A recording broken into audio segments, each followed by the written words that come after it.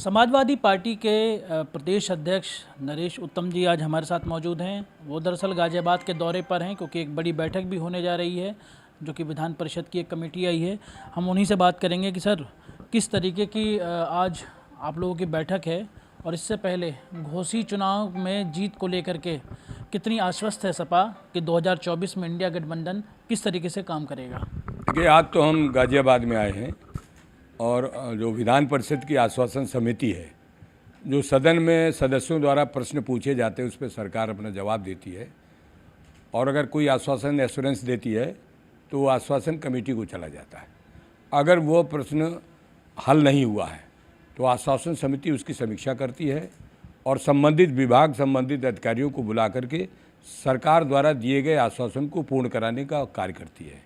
इस संदर्भ में आज गाज़ियाबाद में बैठक है और बैठक के बाद मैं समाजवादी पार्टी के अपने, क्योंकि मैं कार्यकर्ता हूँ समाजवादी पार्टी का, आज मेरे ऊपर संगठन की जिम्मेदारी है, तो अपने पार्टी के जिला अध्यक्ष के माध्यम से यहाँ पर बैठक करूँगा, उनके कुशल से पूछूँगा, उनकी बात सुनूँगा और अपनी बात रखूँगा। और जहाँ तक घोसी के उपचुनाव की बात है तो हमने घोसी में भी कहा था और घोसी में चुनाव ये जनता बनाम भारतीय जनता पार्टी था, सरकार बनाम जनता था। तो वहाँ घोसी की जनता ने भारतीय जनता पार्टी जो अपना सर्वे कर रही थी, मूल्यांकन कर रही थी कि हमारा कामकाज कैसा है। ये बात भारतीय जनता पार्टी के बड़े बड़े नेता भी कह रहे थे कि ये चुनाव आगे के चुनाव का एक मैसेज होगा, संदेश होगा, ये एक सेमीफाइनल है।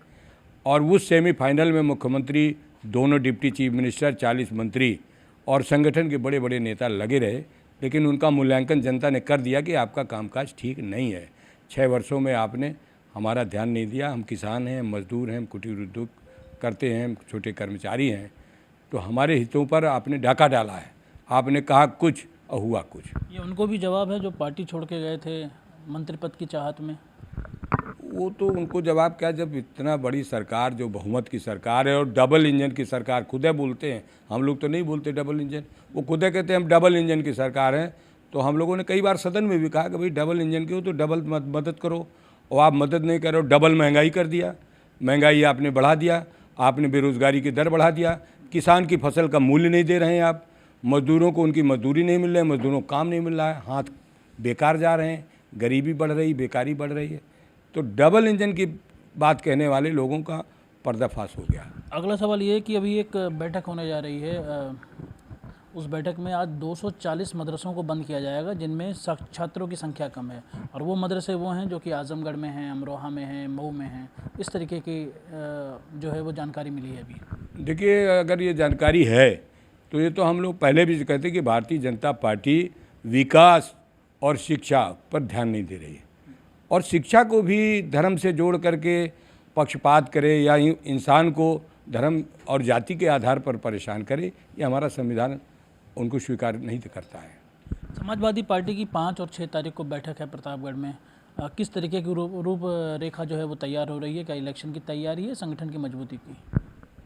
लोक जागरण अभियान के तहत समाजवादी पार्टी प्रत्येक जनपद में जन जागरण हेतु अपने प्रशिक्षण शिविर कार्यकर्ताओं को प्रशिक्षित करने के लिए लगा रही है। अभी एक दर्जनों जिलों में प्रशिक्षण शिविर लोक जागरण अभियान के तहत चले हैं। यहाँ पर समाजवाद क्या है, समाजवादी विचारधारा क्या है, समाजवादी पार्टी का सोच क्या है, और भारत की राजनीति, वर्तमान राजनीति क्या है, और किसानों की स्थिति, मजदूरों की स्थिति, बेरोजगारों की स्थिति और सरकार की जो नीतियाँ हैं उन पर भी चर्चा होती है शिविरों में, और अपने कार्यकर्ताओं को विचारों से लैस करते हैं। इसी संदर्भ में लोक जागरण अभियान के तहत जो प्रतापगढ़ का डेट अनाउंस हुआ है उसमें समाजवादी पार्टी के राष्ट्रीय अध्यक्ष जी का अंतिम भाषण होता है। उसके पहले स्पेशलिस्ट सब्जेक्ट के स्पेशलिस्ट के बयान होते हैं, उनके विचार कार्यकर्ताओं के सामने प्रस्तुत किया जाते हैं। आखिरी सवाल की पिछले 2 दिनों से उत्तर प्रदेश में अतिवृष्टि हो रही है, उसको लेकर तमाम जगहों पर किसानों का भारी नुकसान हुआ है। सरकार हालांकि एनालिसिस कर रही है, लेकिन हर बार किसान की परेशानी यही रहती है कि उन्हें मुआवजा उचित नहीं मिल पाता। ये सही है कि उत्तर प्रदेश में पिछले दिनों भी अतिवृष्टि, भारी वृष्टि से बहुत नुकसान हुआ, ओलावृष्टि से नुकसान हुआ। जहां 2020-21 में अतिवृष्टि से, ओलावृष्टि से नुकसान हुआ, सरकार ने कहा कि हम भरपाई करेंगे, किसानों को मदद करेंगे, जिनका नुकसान हुआ उसका करेंगे, लेकिन उन कामों में भी सरकार का ध्यान नहीं रहता और केवल बयानबाजी कर देते हैं अभी मैं एक उदाहरण देना चाहता हूँ, जिला सिद्धार्थनगर है। पिछली बार हमारे एक शिक्षक दल के ध्रुव त्रिपाठी ने एक सवाल भी उठाया था कि जो मैरून इलाका है जहाँ पर अतिवृष्टि हुई, जिसे मैरून घोषित करेगी, अभी तक उनको मुआवजा नहीं दिया। 2-2 साल हो गया, 3-3 साल हो गया। तो जब किसान को ज़रूरत है त्वरित मदद की, तो सरकार त्वरित मदद नहीं करती है, सिर्फ आश्वासन देती रहती है। और यही आश्वासन आज आश्वासन समिति में आते हैं। इन आश्वासन समिति के माध्यम से उन आश्वासनों को पूरा कराने का हम काम करते हैं।